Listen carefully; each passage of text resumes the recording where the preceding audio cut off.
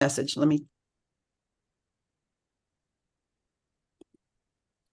Welcome back, everybody.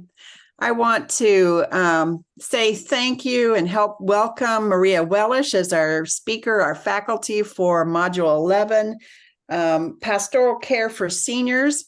Maria is a special friend of Community of Hope and a friend of mine, and I'm just so happy that she's here today. Maria has been on the board of Community of Hope International and been a lay chaplain with long history of great ministry in lots of ways.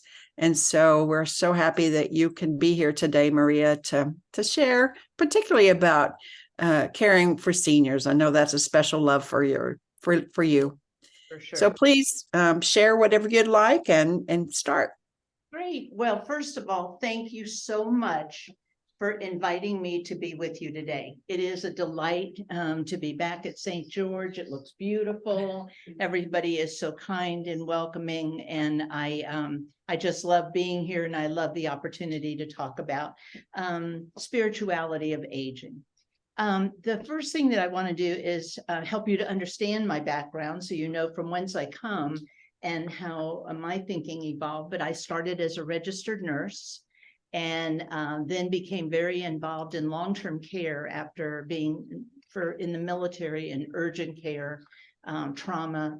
I moved into long-term care and then became a dementia specialist. So I've been doing that for many years now. And most recently of all, my newest certification has become in being an end-of-life doula. We all know about doulas for birth, but most of us don't think about the end of life, that we need a guide for that too. A guide to bring new life in, and someone to stand by us and help us as we leave this life and move on to our new life. So that's something new that I've done since I've been with all of you and been studying. So thank you again for having me. I know that you all read every page of Module 11. Mm-hmm. Anybody who didn't, I want you to raise your hand. No, I'm teasing. I understand time, and I understand also how we might have read this a week ago, 2 weeks ago, and you need an opportunity to just review. But I don't like just reviewing what we've already given you to read. So you're going to get, from me, a vantage point of aging, our ability to still be very, very productive no matter what. So I'm going to talk to you about a doctor. His name was Bill Thomas, and he was actually referenced but not given all the credit he should have been for starting something called the Eden Alternative. It was a study that he did. He was a geriatrician, and his study was about what older adults need. And it actually turns out that it's what everybody needs. Mm-hmm. And that is that we need, our greatest needs are not to feel lonely. To be alone is one thing, but to feel loneliness is something else. We need to feel needed, like we are still productive, that we're doing things for people that make a difference in somebody else's life. And the other thing we need is not to be bored. And it's easy to say, well, what's there to be bored about? Because there's so much to do. But it's very easy to get into boredom when life changes. So I'll give you an example of that. I promised myself when I retired after, oh my gosh, 40 years of working, that I was going to take a break. And I was not going to offer up time, speaking, recording, doing any of that. But I was going to work on get my house in order, get my own life in order, and just start kind of fresh and new. Well, that never happened. I actually ended up talking to a psychiatrist about, was I really a workaholic, that I was ready to go back to work? And I started thinking about what was it of those three things that were affecting me. This is not an old retiree, but not young. But was it boredom? Was it loneliness? Was it not feeling like I had a purpose? Which was it of those things? And basically, it was all the above, because you can easily get bored sorting out a closet. I only needed to do 2 to know this was not fun. It was not going to make my life a whole lot better. And I was finding it very annoying, to be honest with you. Boredom was to me that I started watching stuff on TV that I did not need to be watching. It was awful. But you know what? It's addictive. And that is a demonstration of boredom. Not doing for others was something that I felt like I didn't suffer from, because just going to a grocery store, you're providing support and being a listener for other people. Once you've been in Community of Hope, you're always in Community of Hope. You are always a listener. You are always practicing what we are learning here. So it's something all the time. But I think that this call to ministry with Community of Hope is so special, because you're not limited. When we first started Community of Hope here at St. George, it was pretty limited to visiting people, taking flowers from the altar on Sunday, lay Eucharistic ministers taking this course, visiting hospitals and nursing homes. You all know how much COVID changed all of that, even getting into places. We're in a new world, but we're in an aging world that people have talked about for years, with the graying or the tsunami of aging. And the truth is, the tsunami isn't coming. The tsunami is here. We have but to look at ourselves and know that it's here. But ageism is definitely came along with this tsunami. It's kind of been part of the remnants of it too. And what is ageism? Ageism is leaving older people out, or making assumptions about what older people can do and what they can't do. And I think that when we talk about intergenerational activity, I am especially interested. Because when I worked and ran assisted living, skilled nursing homes, even independent living, the greatest days were the days that we brought children in. And we would bring children in for the seniors to read to, or for the children to read to the seniors. It was according to what they needed or they felt comfortable doing. There are major programs for this, and children are in great need of this help. They all don't have a grandparent. They all don't have somebody who loves them and sits with them and cuddles with them. And I think a reading shawl would be great to put around both of us and sit together on a couch and read. But children need us. When we think about, I don't have anything to share, I don't have wisdom to share, it's our time, it's our attention, because many children are lacking for attention with very busy families. So I'm going to tell you some stories that I think are the best way of learning. But when I worked at Morningside Ministries in independent living, we had a woman who came and joined our Community of Hope, and we set up a program there. And she came, and she was an angry woman. She was a very, very angry woman. She hated everything. She hated the food. She hated the executive director. She hated the other people. She hated the bingo. She hated the bingo prize. I mean, there wasn't anything that she liked. And we had to listen to a lot of it. And I didn't stop her from sharing things that were frustrating her. I mostly listened and encouraged other people to listen to see if we could find anything there that we saw a pattern in. So we started talking about what we can do for others. She couldn't do anything for anybody anymore. She couldn't drive. She couldn't get out to go to church. She didn't want to go to church. She didn't like the people at church. And do you know what? She got the worst room in the entire building. The worst room. It was right above the dumpster where the dump truck came in every morning and woke her up. And no, there was a lot of clanging. And so the deal was that as soon as another room became available, they would make that her room, that she would not have to stay by the dump truck room. Okay, so she seemed to just lighten up. It wasn't all at once, but she seemed to lighten up and less complaining, more engaged with all of us. So it was wonderful. So one day, I found out that they had offered her a new room. One had become available in a good room with a great view, and I knew she was going to be thrilled. And she didn't want it. She turned it down.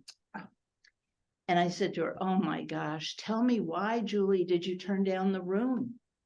What were you thinking? This is a great room." And she said, "Oh, because you have to know that I need to stay in that room. You see, the helicopter lands over at University Hospital, which is right near here. And when I hear the helicopter at night, I used to curse that helicopter. But now I pray for the pilot. And I pray for the patient that's in there. I pray for their families that are going to meet them at the hospital. I pray for the doctors and nurses that are going to use their hands and hearts and knowledge to take care of them. And by the time I finish praying for all these people, I go right to sleep. Oh my God. It's better than counting sheep." So she said, "I have to stay in the pathway of the helicopter because they need me. They need me to pray for them." Yeah, they do. She wanted to be needed. Yeah. We all want to be needed. Exactly. And she found it on her own. She didn't have to be led to it.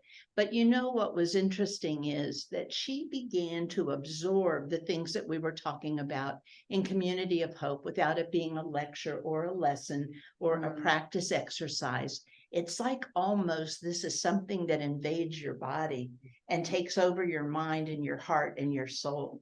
So I give that as one of the great examples. And the other people that had sat and listened to her complain so much and would even come to me and say, "Can't you stop her from doing that?" We're so grateful they had been on that journey with her. Her journey was not just about the clanging for that room. Her journey was that she had given up her home. She had no family left. She was an ill woman. She couldn't do what she did before. She was angry. Yeah. And if you look at the process of change and illness and death, we go through these experiences and we need to be knowledgeable about them. We need to bring ourselves back to them because it's part of the human event, the human experience. It's something that Erickson talked about, Elizabeth Kubler-Ross talked about. It doesn't mean that all of this is written like it's a text that you have to go through every stage of grief. But this woman was grieving for her past. And so recognizing that and getting to watch her find. And I went to see her. Is she still alive? No, she went on hospice and I went to see her. And I pulled up a chair next to her and I said, "Would you like a visit, Julie?" And she said, "No." She said, "Maria, it's time for me now to talk to God. I've been talking to everybody else. Now it's time for me to talk to God." She wanted to be alone. How important for us to respect when people want company and when people want to be alone. How easy it is as lay pastoral caregivers to take that personally. This is not about us. Remember that. This is about them. When you get in the car and you're thinking with your partner that you've gone out to visit or by yourself, this is not about you. This is about them and about your experience with God. It's not about you. So some tips I'm sure you may have received already, but when I would walk into rooms that concern me, how was I going to do? Was I prepared for what I was just to know that when I knock or when I touch a doorknob, to say a prayer that I ask the Lord to let the words that come out of my mouth be what they need to hear. Please, just like those words. I can't always control what comes out of this mouth. It surprises me. It's the truth. It does. It surprises me.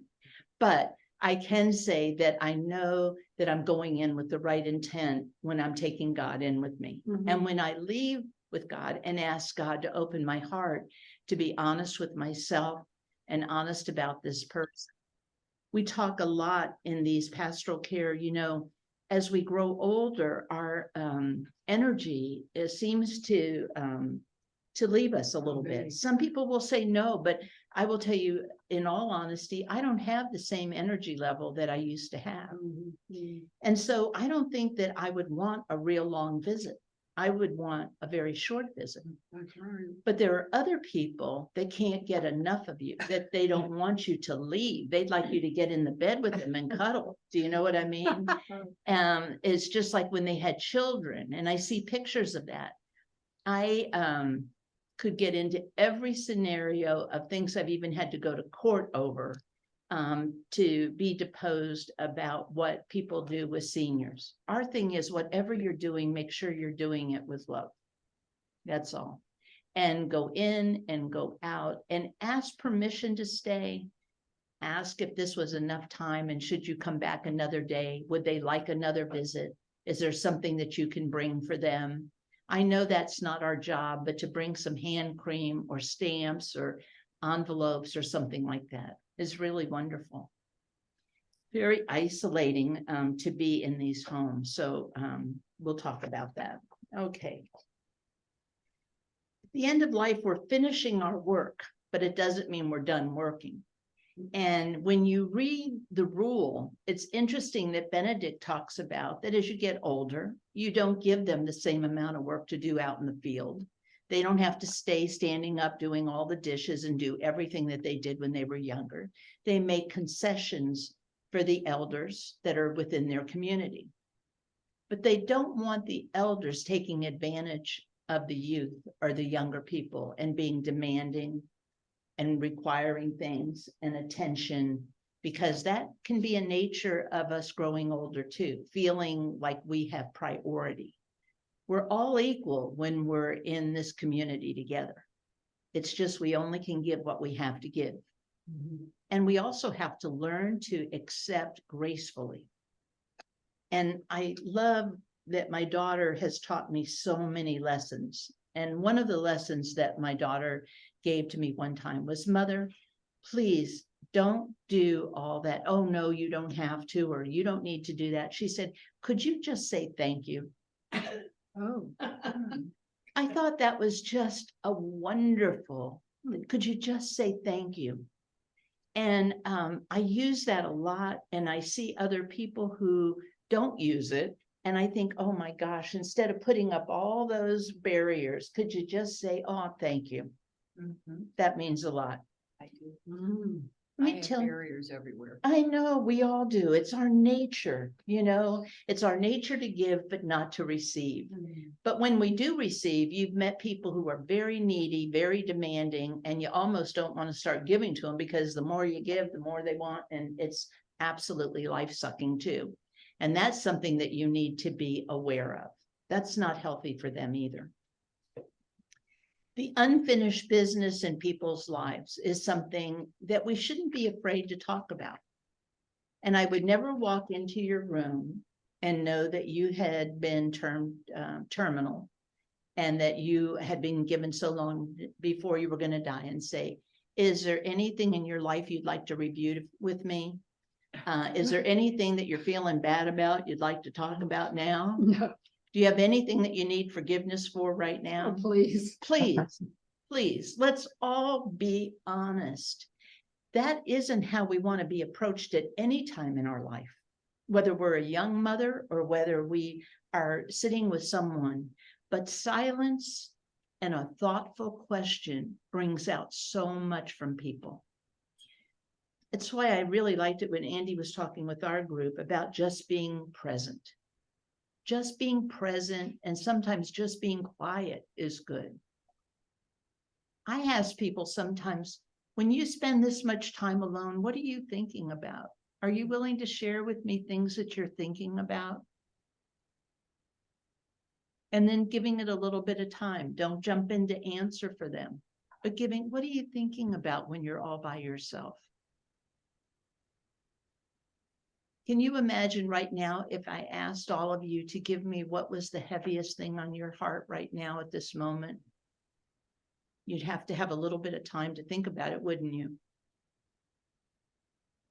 But would it be helpful maybe to get it off of your heart and to be able to verbalize it and share it with somebody? Maybe, maybe not. And ours is the approach of which we bring to people the feeling that they should feel so comfortable with us that whether they speak or they don't speak is not the issue. It's that we're here, we're in communion together. It's like asking somebody, would you like to pray with me? I don't know what I would do if somebody said, no, not really.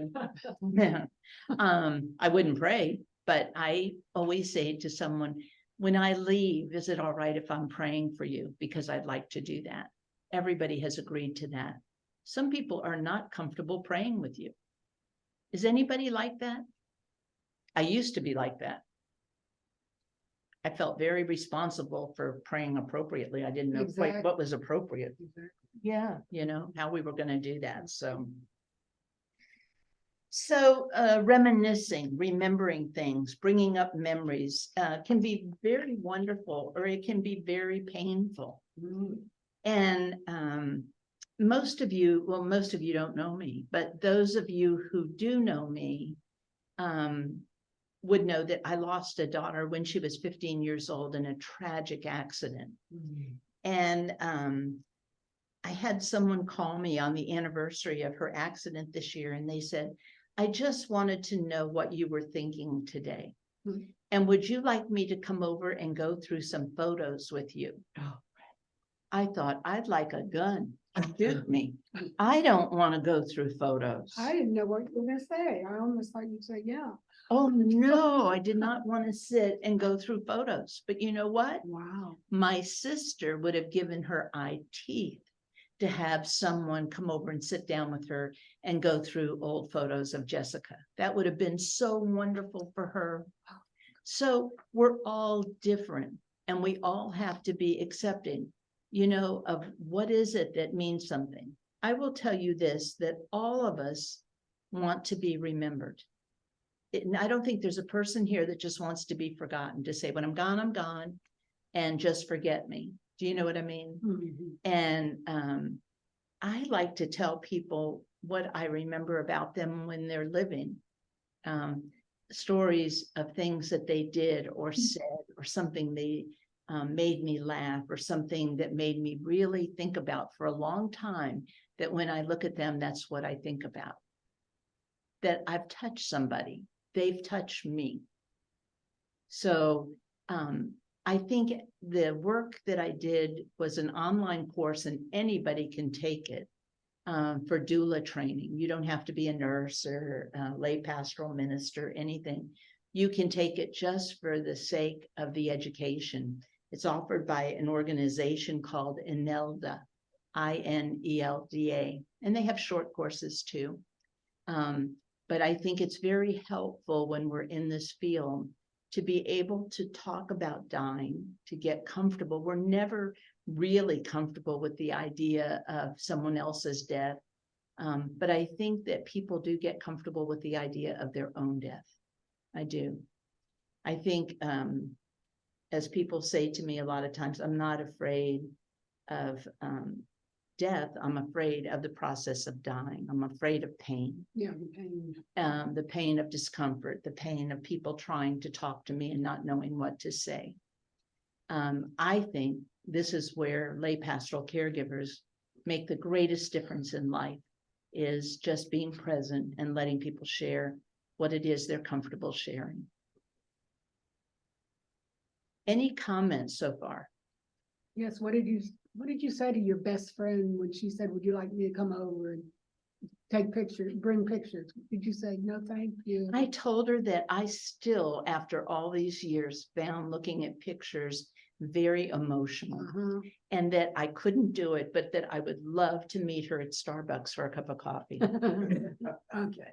So, and my house stays pretty cleaned up, so that's not an issue. You can come to my house anytime, but I sure didn't want to sit and go through boxes of photos or Right. photo albums. I'm not there, and it's been over 25 years, I guess, but I'm not there. So it's recognizing that where you are and what you might enjoy, somebody else might not. Go So ahead. Maria, how did you feel about her just calling and remembering you and wanting to know how you're thinking, or how you are today? I thought it was amazing. That was good. I thought that's a great question after all this time. And for some reason this year, I must have been putting something out in the universe, or God just poured down his blessings on me. Mhm. But I heard from more of her friends, more friends of mine that I hadn't heard from in years on that day than I have ever heard from. So very special. I felt very special. I have one woman that has written me a card every single week for 25 plus years Wow. that she sends me a note. And I have the box of them. And someday if I teach another class, I'll bring the box and show you. I have more than one big box. I would need help carrying it up the stairs. That's amazing. And each one has a special, meaningful statement. I wish I'd brought some today to read to you. There's just such an importance in that. Young people also, when we talk about aging, are scared of losing their grandma and their grandpa. We mustn't forget when we think about intergenerational things. I'm not here to be I'm not a thanatologist, somebody to tell you, or a child psychologist, how to handle those things. But this is a part of our life. And this is a part of all of us have difficulty with. And we have to recognize that so do children. And what we say to children and how we include them or exclude them from things is very important, that we at least give that some thought. And maybe that's a good topic to talk about when you get into your small group, about how children should be handled. And I'm so glad that Andy's here, but my daughter was a acolyte. Let me just remember the word. I don't have dementia, but she was an acolyte at St. George for years. Both of the girls were. And Andy, what year did you get married? 2001, November 3rd. 2001, November 3rd, 2001. And my daughter is still talking about that it was the best wedding that she ever went to. She felt the love was so sincere. There was something about that event that really touched her soul, and you know it. She's even told you. And it, to this day, when she talks about anything with St. George, that's what she remembers. Can you imagine that it was that wedding? And she was so proud to be invited to be a part of it, to be there. So when we think about young children not wanting to be around, and you would have been considered older to her at that point, she was in high school. That's a pretty big thing. And finding love later in life, very exceptional learning experiences to have our children around older adults. Okay, now we were having a talk about what we want to be called when we're older. And some people want to be called elder. Some people don't mind older adult. Some people don't mind aged. Everybody has a different thing. I say to people, make people feel comfortable with what you want to be called. If somebody calls you something you don't want to be called, you know what I like to be called? You know what I love? This. So I'm going to tell you my story of, oh my God, I'm old. I went to China to give a talk on aging. Can you believe it? And I was really just in Shanghai, and I was invited to attend, and it was a great honor in my life. And from the beginning to the end, I had an interpreter and somebody with me.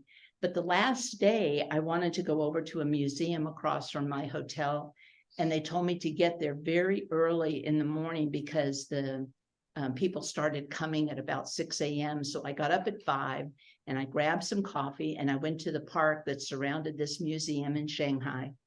And the people were out doing Tai Chi and ballroom dancing, and there were radios hanging from the trees. And so I was in line and ready, and a school bus of children had come ahead of me, a big group, and were in line before me, but I was ready to get in there. Okay, not going to miss this experience. So I wait in the line patiently, and I get up there, and the gentleman at the ticket counter speaks this very broken English, and he says to me, "No, you're too early." And I'm thinking, how can I be too early? Other people are getting in. How can I be too early? So I thought, okay, they let the school kids in first. So I went around to the back. And when I got back up to him, he was like frustrated that I had come back. And he said, "No, I tell you, you're too early." And this gentleman said, "Madam, what he's saying is you're too elderly. You need to go around." Elderly. I thought, elderly? What do you mean elderly? I How mean, many years ago? this wasn't that long ago, really, to be honest with That's you, what but I wondered. no, oh no, I mean, but elderly, no, they just saying it. And I was just, I don't know, I guess I was just astonished. The most recent thing that astonished me was just a couple of weeks ago, I was getting on a plane to go visit my daughter. And the gentleman said, "Are you 85? And I said, 85? He meant to say 75. You can take off your shoes. You know, you don't have to take them off. Are you 85? I'm thinking 85. I did use a bad word in my head. Okay, so I'm almost there, so I wouldn't mind. you wouldn't have minded. It's okay. Well, I'm 73 now with bad allergies, so He's like how old? 83. You're good looking, girl. You're good looking. Okay. We talked about building activities with youth. I mentioned one to you, reading. Very, very, very important that children be read to and that adults read to children. And this is something that I really encourage for a part of Community of Hope when we talk at intergenerational things that will change somebody's life, will have true changing effect on their life, is their love of reading and feeling open to reading and comfortable with it. So that's always something great. The other thing is that they feel adult enough to participate with adults and not be treated like children. Your wedding was a perfect example of that. Lauren was not treated as a child. She was treated as a participant in a beautiful ceremony that she was equally valued being there as anybody else who came. It wasn't like, "Oh, you were so cute," or "You're so sweet." No, she was treated like a young adult. We talked about movies, that movies can be in the morning and movies can be in the afternoon. Movies can be at night. Movies can be picked for intergenerational discussion after the movie to talk about the movie. And I recently was with a group that I just couldn't believe the topic they brought up. And it was wonderful. And the topic was, did you see anything in the movie that didn't make sense, like what was happening during the movie? Ask kids and they can see, you know, like he's wearing a different shirt when they came back in. Things like that. There are so many topics for movies, and you can go online and ask topics for discussions, just like for book club, for movies to bring up. You don't have to dream up everything yourself. I'm going to teach everybody just one thing before I leave called Chat GPT, and it's going to blow your mind. But you don't have to think of everything for yourself. You don't have to dream up ideas to do for your church. There is so much on this internet, and all we need to do is get a young kid in, and get them to come up with the activities that are intergenerational or for older adults or the elderly, if you want. So there are fabulous books on aging. Fabulous books to walk with us. Tell me the name of the book Chittister wrote. Something wisdom. The Gift of Years. The Gift of Years. Do you love that book? Yes, I have given it to as gifts for family members who are older and family members who are younger, and read it more than once. Isn't it incredible? Now, that's an incredible book for people. If you want to interest people in joining Community of Hope, that's an incredible book. And there's another book that I'm doing right now with the monks called, I don't have to mention. Wisdom Distilled in the Daily. What is it? Wisdom Distilled for the Daily. I think that book should be a prerequisite reading to the Rule of Benedict. What do you think, Tricia? I've been reading it since you recommended it and Brother Michael recommended it. I've been What reading do it. you Yes. think of it? Isn't it just a wonderful prelude to the rule? Yes. Oh, I mean, there's amazing stuff out there that will interest other people to join your community of hope and grow. Because together, this is a community of how many people do you have in Community of Hope here at St. George? About 6. About 6 people. We could triple that if we got people engaged in what the rule was. I didn't want to come to the first class. I did everything to get out of it, everything. I didn't feel like I belonged, didn't want to be there. Last thing I wanted to do, and turned out to be one of the greatest things that I've ever done.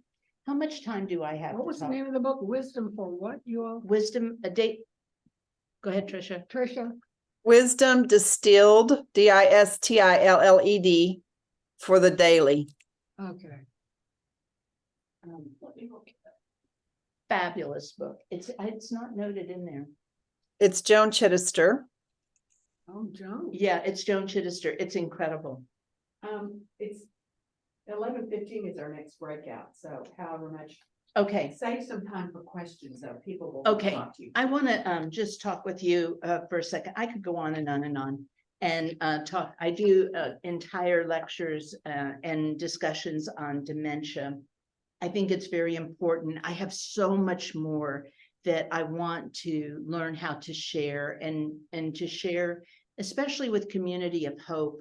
After completing my doula training, that did so much to free me and to make me comfortable with my own mortality and with those that of my family and people that I love. It was so helpful to me, and I've been able to use it to walk alongside of other people. And I feel like that's a gift to be able to take that walk, just like it's a gift when I was a young nurse to be there when a baby was born. I always felt like that was a gift for me. I feel the same way. What I want to talk to you about is if you do visit someone that has dementia, sometimes people don't know how to, like, what do I talk about? They ask questions that they think are appropriate, but they're really very difficult questions for people. I always say that yes, no questions, whatever you say, you're not wrong, you're present, you're doing the best that you can do. But I think people, especially in middle to late stages of dementia, need something to hold on to and relate to. And I think about a crucifix. Let's see, let me put it over here on the white side. How am I doing? Okay, a crucifix. To bring that and let somebody else hold it while we talk or while we say a prayer. The prayer I say whenever I go is the Our Father. I never go wrong unless they're Jewish. Really, I do the Our Father, and they will mouth the words with me even when they haven't been speaking for a long time. If I know that the Book of Common Prayer or a Bible, I want you to know that I can taste a prayer book. I think as a kid, I must have gummed one to death when I was in church as a kid, but I can taste this. But when you give it to somebody and they open it up, it's something that causes a reminiscence or a sense of peacefulness, maybe not, but it's something for you to bring with you. And I have a box, my visiting box, and I don't take anything that I couldn't leave. I don't take anything that if they really want to hold on to it, that they can't keep. I'll just come steal another, Book of Common Prayer from St. George. I'll run in and do that one afternoon. Pardon me? We have plenty. Great. I like to take these little lights. Can you see it? Let's see. It's flickering and never a real candle, but I'll take a little light and a votive and I'll put it in this and say a prayer. And sometimes it helps people to feel like they're more in a spiritual environment. What we're trying to do when words don't have meaning any longer, but smells, tastes, the feeling of something. And this is one of my favorites. like to bring in, these were my father's rosary beads. And if somebody wanted them and wanted to keep them, I could leave them. But I also have rosary beads that I've gone to a Catholic gift shop and bought that are just little plastic, and I think they're like 39 cents. So if you know somebody's religious persuasion, I have an adult blessing of the home that they hang outside their door. You can get a, it's not a menorah, it's a mezuzah, right? Is it Jewish? Pardon me? Let me Yeah. just. It is Jewish. It is Jewish. Mhm. And you are, even though you are Christians visiting, we want to be always respectful of anyone's faith. We're not here to judge people in this instance at all. My final favorite is this one. This was given to me by Helen Appleberg years ago. She bought it when we were at a conference, and she just gave it to me at the end of the conference. And my dog chewed it Oh. when I got home. Let me push it over this way. Okay. Can you see that? Mhm. I love this. I love it almost more chewed because Helen would have laughed with me. Mm. Helen would have had joyful from the belly laughter. It's the Velveteen Rabbit. Yes, exactly. Uno chewing up. But you can't leave that. You cannot leave that with somebody you visit. Do you know that if I had to, and somebody wanted this desperately, I can. Yeah, okay. I feel that anything that I give away, something different will be given back to me that has even more meaning. Mm. And Helen would give it away. And this is the other thing that I wanted to show you, that it's a little traveling icon that Helen took with her wherever she traveled. And one day I said to her, oh my gosh, Helen, when I see that in your hand on the plane, I know we're flying safely. And when I got Did you get home, those in San Antonio? I don't know, Well, we're a pretty Catholic city, guys. but I will tell you There are this, Orthodox churches here. sure. Yeah. I will tell you this, that when I got home, it was in my purse. She I gave- love that you give things away, that you're not afraid, whatever you're taking, and you're not going to make mistakes. Don't be hard on yourself. You're going with God. And if you do make a mistake, it's like putting, Julie in the wrong room with that banging, clanging helicopter, Helicopter. changed her life. We mustn't be afraid of mistakes. We mustn't be afraid of stepping out or saying the wrong thing, because we're doing it with the right intent. The only time we should be afraid is when we're going into a place that we don't think we belong. Mm. And there are places or people that you might be asked to go visit that you don't feel comfortable because of some long history or whatever. You can ask for someone else. And you don't have to tell everybody your whole story. That's the other thing. So let me open it up to you all. Questions, comments?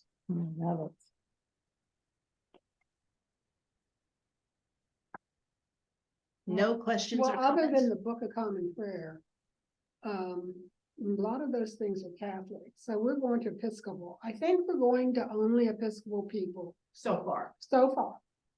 So what else would you take? Okay, I take the rosary beads. You would, even though that's They're Catholic. Catholic, yeah. But Oh, you sure. take it to the Episcopal. No, people. I take those to Catholics. No, that's what I'm Yeah, asking. no, I want to know for Episcopal people. I take a crucifix, I take a candle, the Book of Common Prayer. And you can take a little angel. And I think that would be Yeah. suffice. Yeah, you don't have to take much. When I was a kid, I was raised Catholic. We collected, I don't know whether you can put the screen back up. Can you see what I got in my hand? These are holy cards. And this is the Sacred Heart, Saint Teresa, Saint Anthony, Saint Joseph. Do you know what I mean? So we would trade these. I'll give you one Saint Joseph, like baseball cards.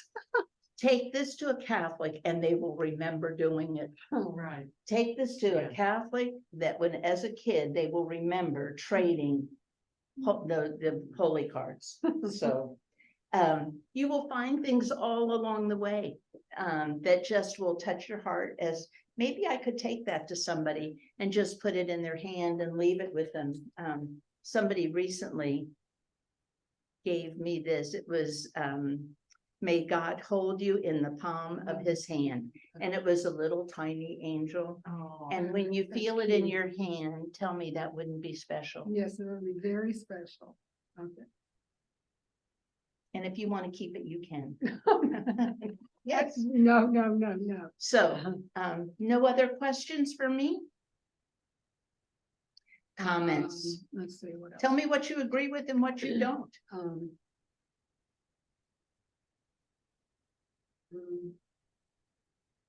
If you need to speak, you have to unmute yourselves. mm, I have a question. Can you hear me? Yes, Yeah, Oh, good. We have a little bit of a flaky Wi-Fi connection. Would you talk again about talking to somebody who has dementia? yes. When you meet somebody who has dementia, you're not going to know what stage of dementia that you're walking into. It could be very early stage that they can carry on a perfect conversation with you. It can be somebody maybe who doesn't speak at all anymore. But I always say when asking questions, you know, if you ask a yes or no question, that can be the end of the conversation, that they're not able to carry it on. And so you end up with a lot of yes and no's. You can ask an open-ended question, but you shouldn't be testing their memory. It's not like, what did you have for breakfast? I can't remember what I had for breakfast, you know?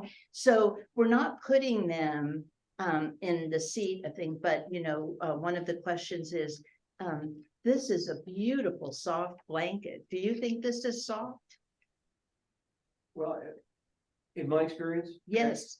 Dementia very often takes short-term memory first. So ask them about their youth, ask them where they grew Always. up, ask them about their personal history.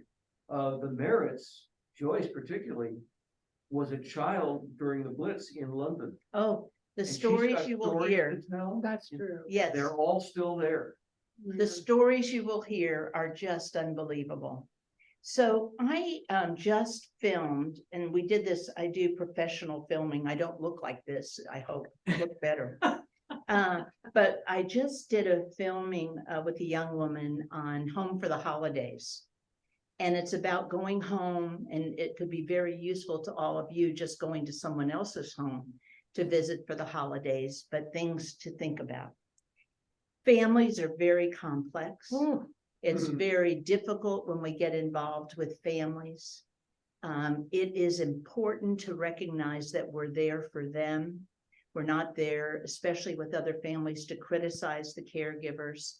So I'm going to make that link available to you. And can you put that out to everybody with Community of Hope? I think it would be one, I think you'll have to sign in to get to it. If you do and you have any problems, Pam will call me and I'll make it easier for you. But we're going to be doing a complete series. And the next series is going to be on helping people to select the right level of care for their loved one, whether it be to stay at home, getting in caregiver assistance, the important things you need to know, assisted living, skilled living, independent living. But from a perspective of somebody who's being very honest, I'm not trying to sell the place to you. I'm not trying to get your money. I'm trying to make sure that your loved one is placed exactly where they belong at the right time, and that I help you and walk alongside you to help you do that. So that's a series we'll be doing. What's the name of the organization that is doing these? It's called the Maria Landry Wellish and Sandra Scott Organization. Okay, good to know. Yeah, good. to know. Actually, she did give it a name that my parents need help.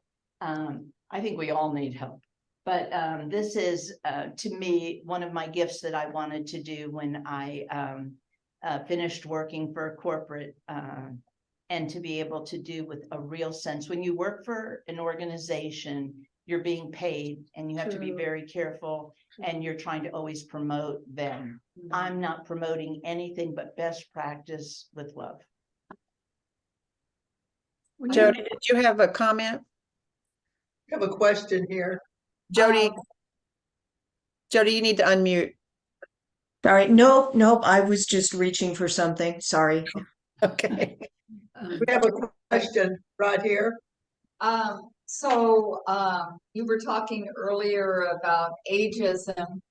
What can you suggest, for us to say if we notice that someone, how can we help people to realize that they're, discriminating or stereotyping older people? What are some things to maybe get them to reflect upon You know, if they're practicing ageism? yeah, that's really important. I think that one of the things is to bring up ideas of what that person is still doing, or who they're talking about, or the issue that they're discussing, the wisdom that comes from these people, why we want them still involved, why we want them to be part of our group, why we want them to be around our children. I think the words that I would use always is inclusiveness. Why should we be including this person? Why should we even include somebody that has dementia? What are they bringing to the group? A lot. Let me tell you, a lot. And I think that empathy and compassion are, of course, important. But I want you to know I learn every day from people who have dementia. Every day. They teach me something. A kindness, a gesture, something that is, I was just at a series of homes, memory care up in Connecticut, and I left after 3 days with more joy than I had left San Antonio with. So great joy from each other. Thank you. Thank you. Do they talk to you? Do they talk to me? All the time, all the time. I like to ask people, just like Andy was saying, but I like to ask them about if they were ever married. Oh my gosh, you want to hear about weddings? Oh, funny stories. Okay. And get ready for sex talk. It'll come. Get ready. You'll find it very entertaining. Promise you. Yeah, or not. This is, You know what? You have to have a sense of humor. yeah. You have to enjoy life. You have to not take this all. I mean, there is real serious. I feel seriousness. I feel sadness still in my life. I mean, I've lost 2 of the closest people in my life, and including my parents, they would be in addition to. And I would say I still value that I can find laughter. Look for it. Look for joy. Now, with holidays, you said they're very complex and when visiting, and then you didn't elaborate. Well, what happens? What happens is that when we go home or when people come in to visit their family, I talk about even when they bring their loved one to church, it's a time where people become very critical of their family members. The ones who are at home taking care of them are never doing the job right. They find everything wrong that could possibly be there from the home. They even get mad at people from the church. They don't visit enough. They are not attentive enough. They don't make time to get transportation for them to church. Coming home for the holidays brings out a lot of anger and old feelings. And I'm saying when you go home for the holidays, it's not about you. It's about your loved ones that are aging up and need to remember these holidays as a time of celebratory joy. This is not the time to say, Mom, you got 3 sticks of butter in the fridge that expired in 2015. I want you to know I just went through my own spices and thought if my daughter mine came too. in and was going through my spices, Right, me too. I was, you know what? Yeah. And this is horrible to say, but I took my arm and got a big black bag. And through. And I took my arm and put it all in the black bag because I thought I'm not going through every one of these jars and looking at it. Couldn't even find it, couldn't see it, need a magnifying glass. I thought I don't even cook that much anymore. Some salt and pepper and a little garlic, I'll be fine. I'm gonna go home and do that. Yeah, really, just straight through. Any other questions, thoughts? It's 11 o'clock. Maria, Yes. it's Lisa, and I have a question about dealing with a dementia person, visiting with them. in my experience, they quite frequently like to get up and go do something. I'm imagining other seniors might too, because they spend a lot of time sitting. How do you transition a visit into something that walks around, is pleasant? How do you keep that rolling? I live in their world. I don't expect them to live in mine. Okay. So I move right into their world wherever they're at. And if they're ready to change and get up and take a walk or change chairs or go visit someone else or walk in another room, I walk alongside You them. follow them. Yes, I don't follow them, but I walk alongside Sorry. them. I don't want them to think that I'm going to scare them. I want them to be able to see me. Thank you. They're gonna get into something. Oh, of course, but I mean, the issue is that easily distractible. To talk about a painting on the wall. This is just like, I feel like I'm in an art museum. I use that one a lot. Oh my goodness, this is a beautiful piece of art. Is this a museum or is this just and I will tell you, I'll live in your world wherever you're at. I'll meet you there. Rhonda, did you have something you wanted to ask? I had a quick comment. I really appreciated your thoughts about things that you bring with you on a visit and being willing and readily, willing to leave them if that's something that the person desires. And that triggered an idea for an intergenerational activity. Bring young folks and people of all ages together to make crafts for Absolutely. their sake, and just those could also be things that we can add to our collection of things, little handmade crosses and I just lots of little ideas started percolating, and I thank you for Absolutely. I keep percolating. Play-Doh in my purse. I do. I have Here's a question. question, not really a question. Can you hear me? Yes. Okay, when my mother was in the hospital and she actually was dying of cancer, and that time people didn't really just stay home, they were always in the hospital. She hadn't been out of the hospital in a long time, out into the sunlight or out into the world. So I would take her things like leaves and I mean, you could take somebody little acorns and leaves and things to show them if they are bedridden or are not able to get out of whatever place they're in. And it just reconnects them. I love that idea. Nature, bringing nature to them. You would not want to work for me. I was a tough boss, but I believe that, I am a tough boss. There's no question. To me, if we could get your bed out the front door, you were going to see sunshine again. And if there was a moon out, and yes, it might be early in the evening, but we were going to sit outside and have a decaffeinated cup of tea and look at the moon and the stars if it was a beautiful night. And I can remember some of the staff saying, "Oh no, here she is." Because I would come in and out, "Oh God, what are we doing tonight?" But I had someone say, I used to send students out to talk with seniors. And I said, if you could only do one thing in your life that you haven't done, that you've done, or you would like to do, what is the one thing that you have left? And somebody said, I'd like to see the moon one more time. And it made me cry the whole way home. I can imagine. That we could be in a facility in this day and age and think that somebody can't see the moon one more time. Why not? This is a point of, when we have reached this point of our life, I do a lot of why not. Yeah.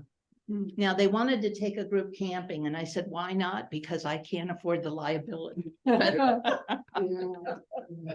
told my wife, I've had a stroke, and I told my wife, if I have another stroke and if I am turned into a vegetable and I can't talk and I can't react, one thing I want you to do for me, get me outdoors.